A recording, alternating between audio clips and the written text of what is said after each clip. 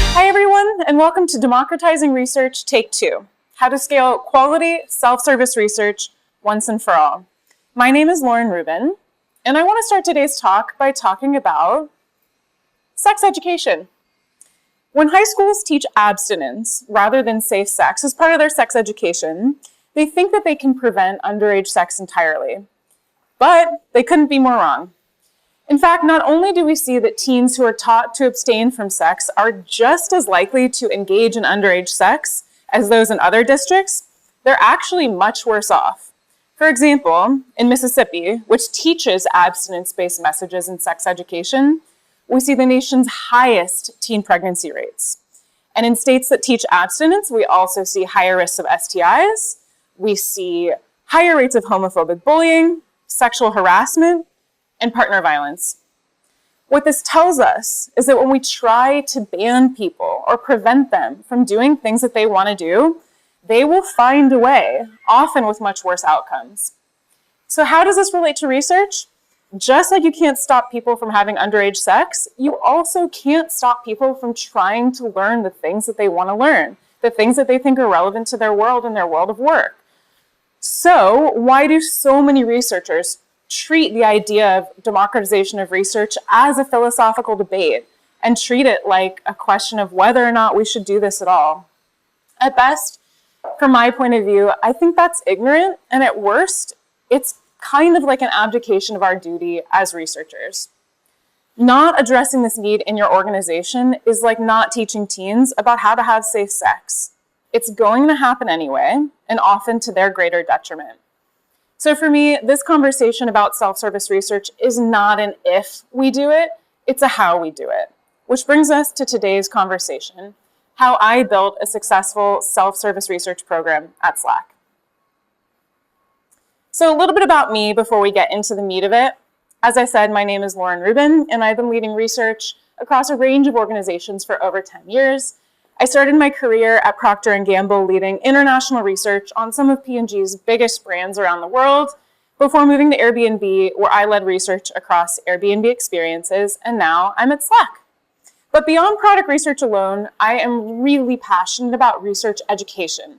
I love teaching non-researchers to do their own research, and I've built scaled programs in this space, both at Airbnb and Slack. So I kind of think I know what I'm talking about at this point. You're going to leave here today with the tools and the knowledge and the know-how to build your own program like this in your own organization that balances the relevant trade-offs we all know so well as researchers to make sure it's actually effective and utilized. And I know what it takes. In fact, even at Slack, we tried this once before and it failed. The reason it failed at the time is that it didn't have a strong vision. It was broad, it was very general, it was trying to be something for everyone. And at the time, very few studies were spun up as a result of that initial program, which is what I would call a failure. So you're going to hear the lessons of what we learned from that first attempt, what went wrong the first time around, and why we made the decisions we've made now the second time, and why that's led to such success. So you might be wondering, like, how successful actually is this? Well, I do want to share a little bit with you about how we measure success so that you're on the same page with me. First and foremost, when it comes to democratizing research, the number one way to measure success is, are non-researchers actually doing research? So you can see here that since we've launched the program last summer in September, we've had a strong uptick in the number of non-researchers running their own studies. You can see there's been this consistent rise since the program launch. And as we continue to scale the program around the company, we're continuing to see further traction as well. We've also had wonderful feedback from program participants. I'd like to read a quote to you from a design director who participated in this program as well. She said, "The insights gained have impacted our work in a dramatic way. Designers feel empowered that they're heading in the right direction. It's a strong yet lightweight connection to our users. It's been really influential in our work." Lastly, we've seen increased scores in our participants in how knowledgeable they feel about research, how comfortable they feel running their own studies, and how connected they feel to research at Slack. All of these are huge wins in my book, and I couldn't be more excited about the success we've seen in this program so far. Behind this success are core principles that led to very intentional structural decisions that shape the program I'll be sharing today. But what I want you to take away from this is not the exact things that we did, not the nuts and bolts of the program, but actually the principles at work here. So the program that you build may look a little different in practice because the nature and the needs of your team probably look a little bit different than mine. The idea is that you can take those core principles I'll be walking you through today and reimagine them and reinterpret them in a way that's unique to the needs of your team. So to illustrate this, let's talk about some things you should know about the team I built for to help illustrate why certain decisions in service of those principles came to light. At Slack, I support a growth team, and we staff research very leanly. So here's a little take at our org chart. You can see there are 13 designers, 9 product managers, 6 data scientists, and 1 researcher. That's me. That's a pretty crazy ratio, and while that might strike you as surprising, we've always focused on keeping the team small at Slack because the idea is that it allows researchers to focus on just the most critical, high leverage, high risk work. But the other side of that coin is that there are obviously way more research needs coming in the door than I can support myself. So here's a look at how I navigate all that incoming research demand. As you can see, all those research questions sort of move through a decision tree. When a research question comes in, I ask myself a number of things. Is this a highly strategic project? If not, I may not be able to work on it directly myself. Will it be actioned on if I run that study? If not, I may not be able to work on it myself. And lastly, do I even have capacity in that quarter to work on something? All those questions that get a no, all those yellow boxes, tend to be more tactical, evaluative testing needs. And what happens is that they either go unanswered, or maybe at worst, someone on the team who's not a researcher tries to take it on themselves without any real guidance. It doesn't mean these research questions aren't important. It doesn't mean they aren't worth doing. But ultimately, I began to feel this mounting pressure that I was being almost negligent in failing to address these. So therein lay the opportunity. I needed to solve for this. How could we design a way to solve for this surplus demand of evaluative testing needs? The good thing about this situation is that this was very explicit, a very demonstrated type of need. And knowing that this is what I wanted to solve for ensured that I could build something that would be truly resonant this time around, unlike our prior attempt. And this is critical. I encourage you to know what kind of research demand you're trying to solve for when you set out to build something similar. So, with that goal in mind, this program was built to focus on enabling non-researchers to run their own qualitative, tactical, evaluative usability studies, which was the core gap that we've been experiencing on my team. The program was built through a strong complementary partnership between researchers like me and our amazing design ops team who help from a programmatic lens to ensure that we're really building something that could live on. And it was intentionally built for an audience of designers. We'll talk more on that later, but that was a very key choice as well. We made a number of investments as well to make sure that this program would be a success. We invested in things like developing key trainings that participants would go through, in developing a support system ongoing for people to have help if they were stuck while running a study. We built tons of resources, things like guides and templates, which I'll talk through in a few minutes. And we made sure that tools and licenses were available to participants. So ultimately, after each participant went through our trainings, learned how to get support and everything I just mentioned, they then got their user testing license as long as they were active in the program. But beyond the bare bones of what this program was, as I mentioned, it's so much more important to know the core principles that drove how it came to life. And there are 3: establishing guardrails, creating tailored education, and investing heavily in documentation and process. These principles matter because democratizing research is not just about giving people tools and crossing our fingers and hoping that good things come out the other side. It's about investing a lot of time and energy and intentionality into scoping something and investing the right resources and education in service of that goal. I do want to note that there are a number of successes in the space of democratizing research, and I think in those cases, people arrived at similar principles and similar lessons. And for me, that makes what I'm about to share next all the more meaningful because it demonstrates that there is validity in these core principles. So let's get into it. Principle 1, establishing guardrails. Identify your ideal outcome and establish guardrails and make choices in service of that outcome. In this case, it was so important to me, the goal was to design for actionability, because as I mentioned before, our previous attempt wasn't all that actionable. So we needed to make sure in the second attempt that what we created was something that would actually be used this time around. This goal became the North Star from which all of the remaining decisions about building this program flowed, and it led us to put important guardrails in place. So let's talk about a few of those guardrails. Establishing guardrails began as tactically as what kind of studies, what kind of methodologies do we want to enable? First, of course, we committed wholeheartedly to only supporting qualitative research needs, leaving quant off the table entirely. That, of course, was because the core need that we were trying to solve for was these tactical evaluative research questions. From there, we made a firm decision to focus on unmoderated research only. And why?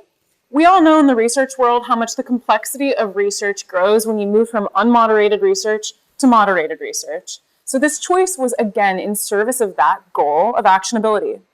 So in this program, we focused on offering two methodologies: unmoderated usability studies and unmoderated exploratory studies.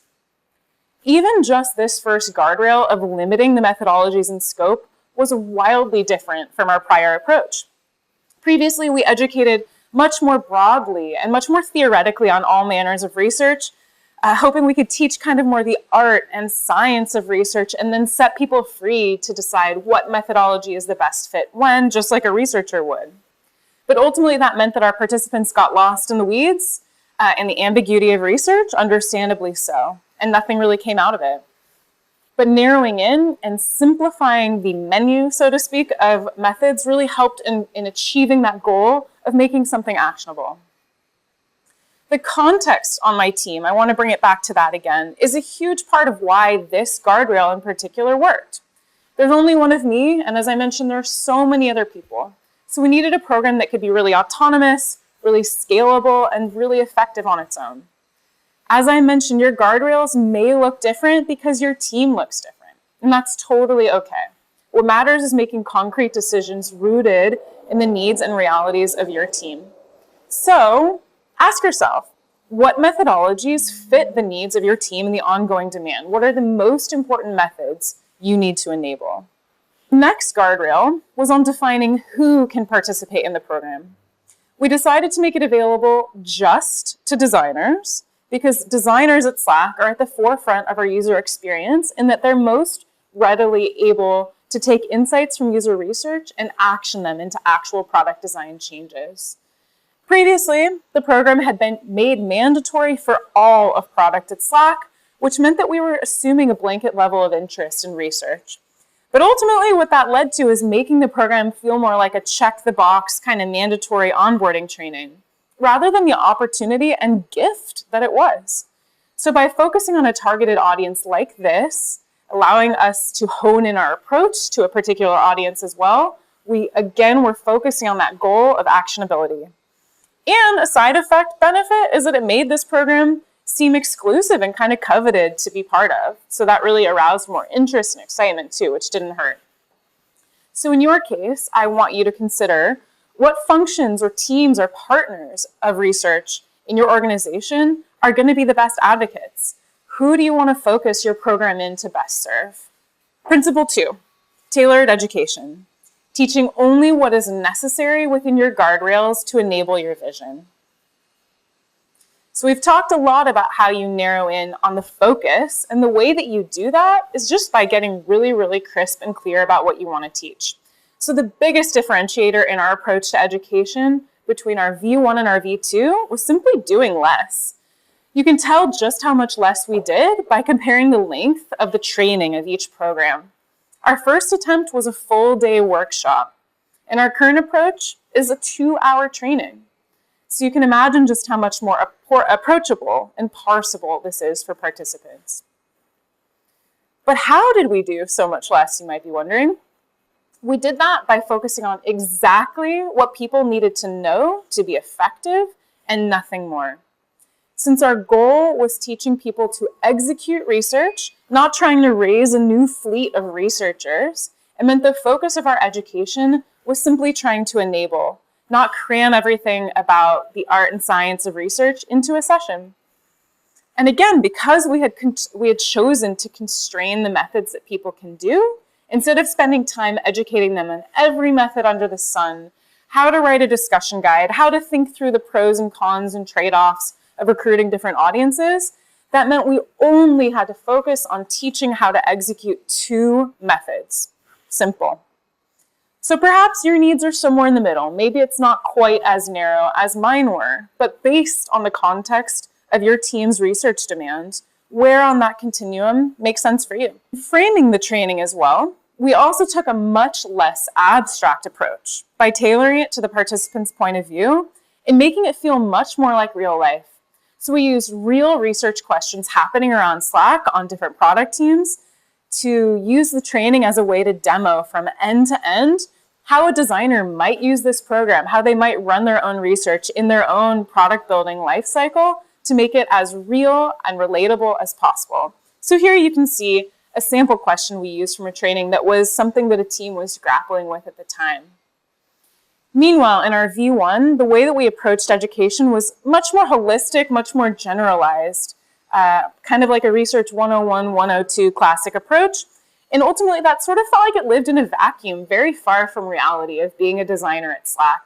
It made it a lot harder for participants to imagine when and how they might utilize research in their own day-to-day. But taking this new approach, really grounding it in real life, made things so much more actionable and contextual. So how might you find ways to make the education you offer in a similar program more contextual and relatable to real life? Finally, Principle 3, documentation and process.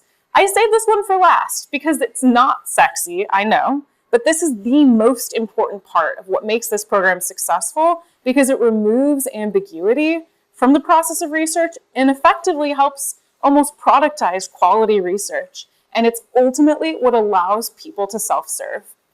So as we set out to build this program, the first thing I did was step back and visualize the ideal end-to-end journey that a participant in this program might go through from the moment a research question comes to light, to developing a study brief, through designing, facilitating, running, and ultimately synthesizing and sharing research. That essentially became a map of every template and every working piece we needed to create to support our participants in running their own studies. Doing this, creating templates for all those important steps, had a bunch of benefits. It reduced the room for error, it reduced the lift on the part of participants as they run their own studies, and it kept the quality of our output both high and consistent, which is super important when you're enabling other people to do research. So ultimately, we built a bunch of templates. Research brief templates, 2 unmoderated study templates and user testing, a template for writing research summaries, and even a guide, set of guidelines on how to share out research internally. Not only do having all these templates help participants follow your intended process and kind of teach how to do research, it also creates a really important level of accountability. It keeps people in check with our process, and it helps maintain a standard process of how research gets done. And more importantly, if they're not willing to follow that process or they're looking for ways around, they may ultimately lose their spot in the program.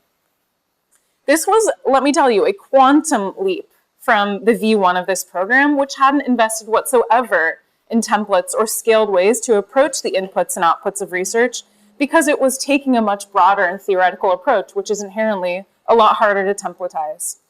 So as you explore doing something similar, how can you ensure the steps and the inputs and outputs that you'd like your team to follow are heavily templatized and replicable? All of this process is a lot to organize and a lot to make happen.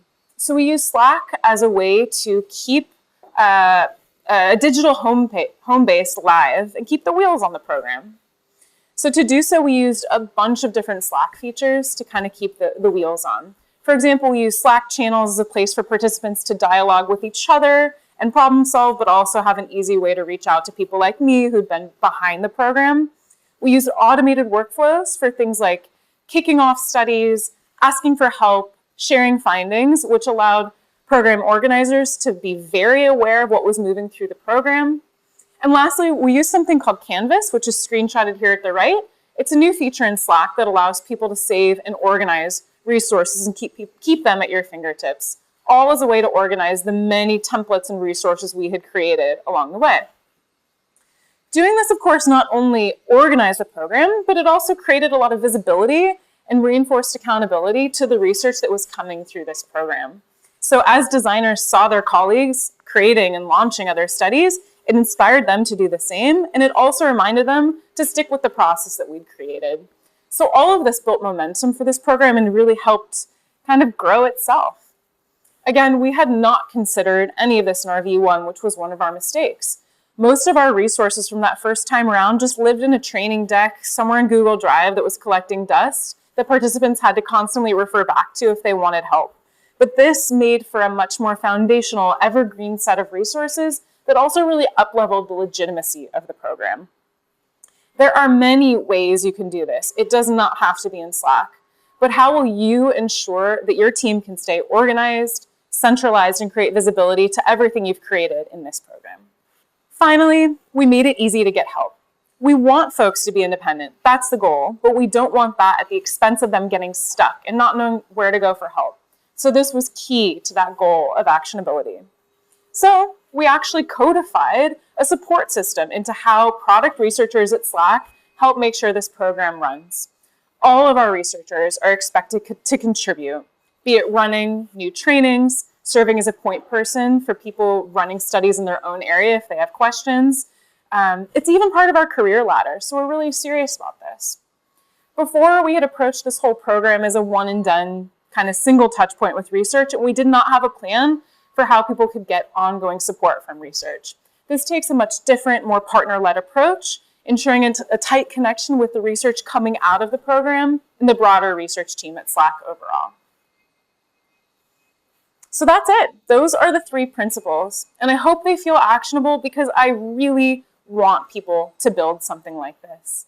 So let's quickly recap what we've covered so that when you sit down to work next, you are ready to take action on something similar. You have a couple core choices to make.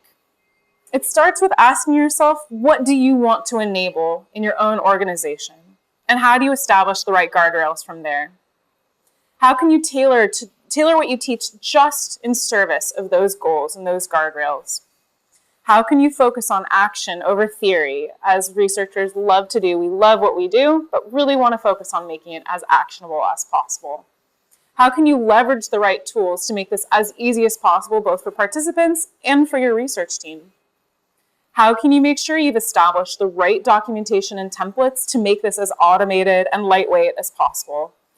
And ultimately, how do you define the ways that your researchers play a role in this program ongoing? I know there's fear in trying something new, and I know that handing over the keys to the kingdom of research is inherently uncomfortable. And I know that because I've been there. I've done it, and it does feel risky. But like it or not, rogue research is probably happening around you. You may just not see it. So just like schools addressing underage sex, we in research get a choice. Do we want to preach abstinence, turn a blind eye to what might be happening as a result? Or do we want to teach safe research and empower those around us? The choice is yours. Thanks so much. My name is Lauren Ruben.